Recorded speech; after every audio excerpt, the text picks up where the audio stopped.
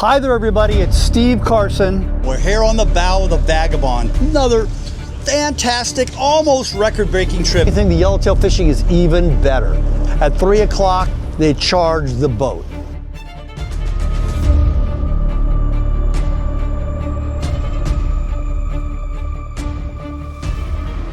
Hi there everybody, Steve Carson here with another chapter in the long range saga. Well, it's the middle of September, prime time, the greatest time of the year for the greatest fishing in the world, which is 7 to 10 day long range trips out of San Diego. And let me tell you, September is starting out with an absolute bang. First of all, giant yellowtail fishing has been happening all over, up and down the coast. Just about anywhere you go, the yellowtail are either nice size, big, or really big, just depending on where you go and how lucky you are. So just count on probably the best yellowtail fishing of your life if you go out right now. Again, anytime between now and the end of December. Tuna fishing, mainly yellowfin on those longer trips. We were seeing some bluefin on the longer trips earlier in the year. Haven't seen too many of those lately. But out at Alejos Rocks, they've been getting some very nice ones, a few over 100 pounds and some as big as 120 pounds. Down in at the ridge, there's also getting plenty of tuna, but they're a little bit smaller grade. The yellowtail are a little bit smaller grade as well at the ridge as compared to Alejos. But the nice thing about the fall season is lots and lots of variety. Exotics, if you want to call them that, but just a variety of different species, just depending on what you want to go after and what's important to you. Everything from pargo and grouper to calico bass to a few boats are even kind of spending a day kind of on the way home, cutting into the main Baja mainland and catching a few maybe white sea bass. I've even seen a few Sierras in the count. And if you don't know what a Sierra is, just imagine a cross between a Wahoo and a Barracuda, and a little bit smaller, but incredibly good eating and a lot of fun to catch. So just be ready to catch anything. And you may be wondering why I'm holding this. We've also had some pretty good numbers of Wahoos showing up. Indications are this is going to be an upcycle year for Wahoo, so they're going to be even better. And I'm holding this because take a look at this. This is a good hard plastic lure. Look at those bite marks. Look at those gouge marks. Look at that, just chunks of plastic ripped out of this thing. Now this is a trolling lure. We're going to talk about that type of thing a little bit later, but right now, also probably the most fun way to catch Wahoo is casting. So we're going to look at a couple of different things. Most commonly, most people are going to use bombs. They are straight running lures, which does a couple different things. It makes the lure look like it's going faster because, and you're going to find a common thread here. Fast, fast, fast, fast. Wahoo are so incredibly fast. No matter how fast you think you're cranking, you're not cranking fast enough. Wahoo bombs can come with the wire through with the hook attachment in the back, and they can come with the hook attachment in the front. Kind of depends on what you want.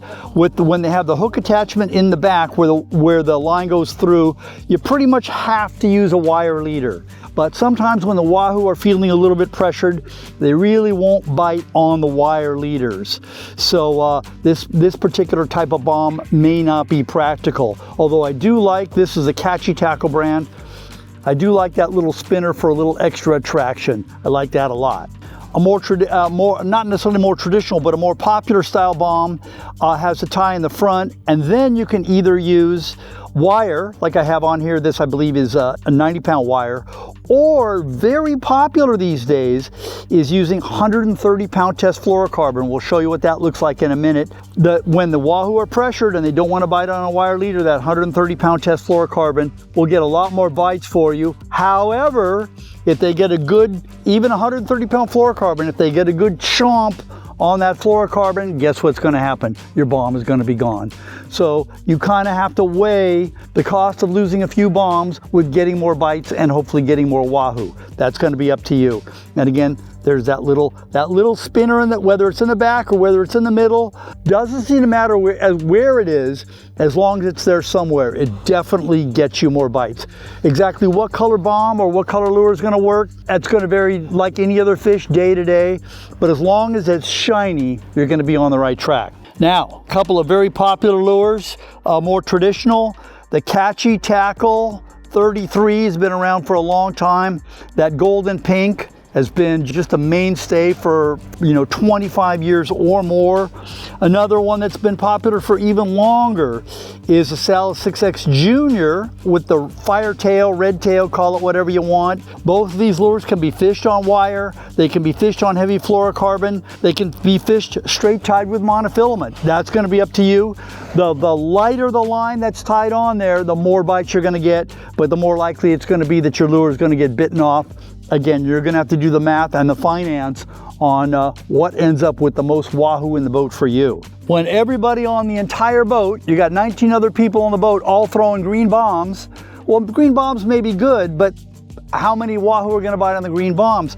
Sometimes throwing something a little bit different, a different color, a different action. That is the big crocodile, the 5.5 ounce crocodile. That can be very, very good. And you can see I have that one. I do have that one tied on the 130 pound fluorocarbon. Again, being a little bit different can matter.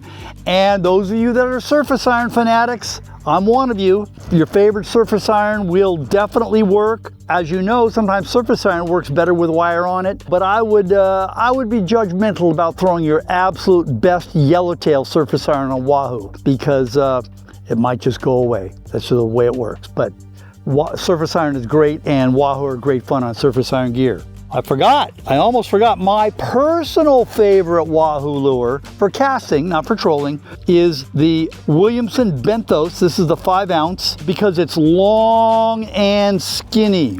And what that allows me to do is here in the front is tie directly 50 pound test monofilament. That's even better than 130 pound fluorocarbon. I get a lot of bites simply because I'm not using wire, I'm not using heavy fluorocarbon. So if my lure was shorter, what would happen is I would get bitten off. So, but what happens is, and this is one that can kind of show you where the bite marks are, but you can see that the bite marks go just a little bit longer than a typical Salis 6X Junior. So that bite, which ended up being a wahoo that I caught, would have been a lost Salis 6X Junior. But again, the key is tying straight 50 pound test monofilament to it, and my pièce de résistance, the Owner ST66 treble. Again, Owner ST66 treble. Your favorite treble hook from your yellowtail lures, your favorite treble hook that you got in the back of your tackle box that's been there for 20 years, not gonna work. Get these Owner ST66s. On this particular lure, I use a 4.0.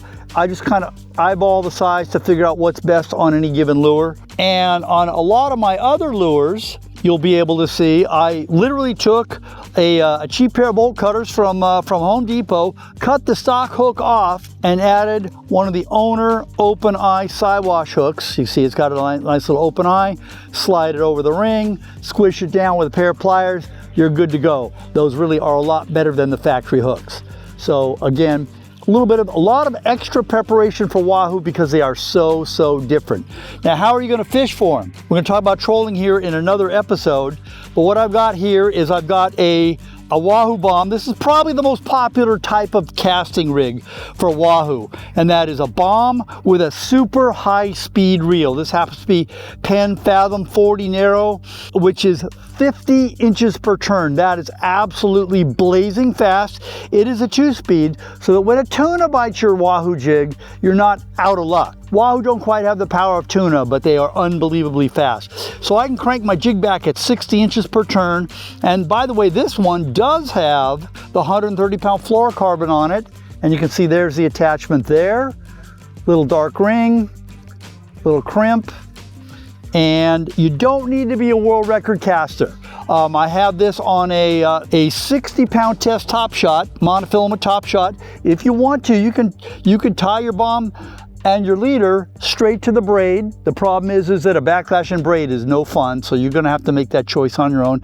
I like the 60 pound mono, and I've got it on a 7-foot 8-inch, 40 to 100 pound Carnage 3 rod. And you make your cast, And it doesn't have to be a world record cast. Cast what's comfortable for you. The trick is letting it sink. You want to make sure that you let that bomb sink anywhere from 100 to 150 feet, maybe even 180 feet. Because the wahoo are down there at that 150 to 120 foot level. So if you're cranking it along the surface, they may be looking up at it. They may possibly come up for it, or they may just ignore it.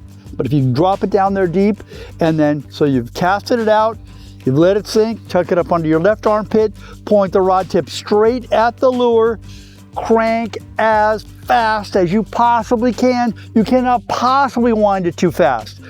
You don't have to wiggle the rod, you don't have to jerk it, you don't have to do anything, just crank it as fast as you can, and it's gonna come back fast. If you get a bite, don't set the hook like a TV fisherman, and you know what I mean. That's the worst possible thing you could do with wahoo. You're gonna have that drag very, very tight. Those of you that have been around the long range world will know what I'm talking about when I say stupid tight, okay? Keep grinding, and that wahoo is gonna be chewing on the lure, and you're gonna keep grinding, and then eventually that wahoo is gonna turn and he's gonna run. And not just when the drag slips, when he actually runs, guess what? The hook is now set, okay? If you try to do this, you cannot possibly set the hook in a wahoo's mouth, because that's what the inside of a wahoo's mouth feels like. So that's gonna be the most common casting rig for wahoo. A lot of people want something a little bit lighter, and in particular when they're throwing a iron jig like a Raider, or like my favorite, the Williamson Benthos, anything like that, something a little bit lighter. My 50-pound rig is more than heavy enough to catch wahoo. I've got a 100-yard, 50-pound top shot, again, Hero Mono on here. Still got the drag very, very tight, stupid tight. And again, you cast it out, let it sink at least 150 to 180 feet, put it up under your left armpit. Again, I'm talking to right-handed people. I don't know what to tell left-handed people.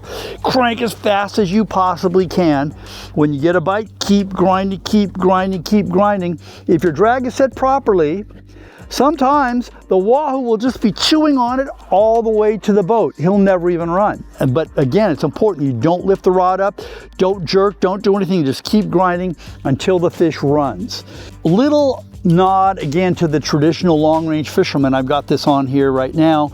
We talked about wire, we talked about 130-pound fluorocarbon, we talked about straight tie, but again, you traditional long rangers will recognize right there the surgeon's knot, and watch this. There we go. And the double tie. That way, the theory is anyway, if the wahoo bites through one strand, he might not bite through two. So once again, it's another way of getting as many bites as possible and landing as many wahoo as possible. You're gonna lose some lures, you're gonna lose some bites, you're gonna kind of have to play the game on any given day on how good the wahoo are biting. Always listen to your crew on your long range boat. These guys are experts on wahoo fishing. So make sure that you're out there and getting your share of wahoo. We'll see you on the water.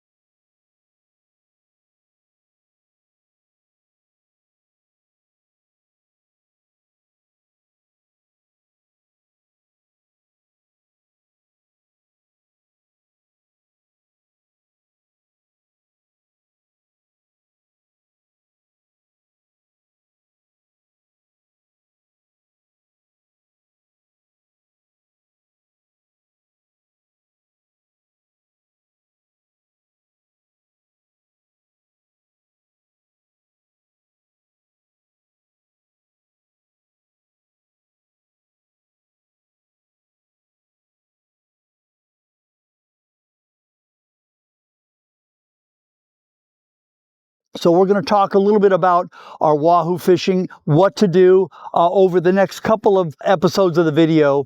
Right now, this week, we're going to talk about casting lures. Later on, we're going to talk about live bait. And yes, wahoo do bite live bait. And of course, as we're looking at this, we're going to talk about trolling in the future. So be ready for that.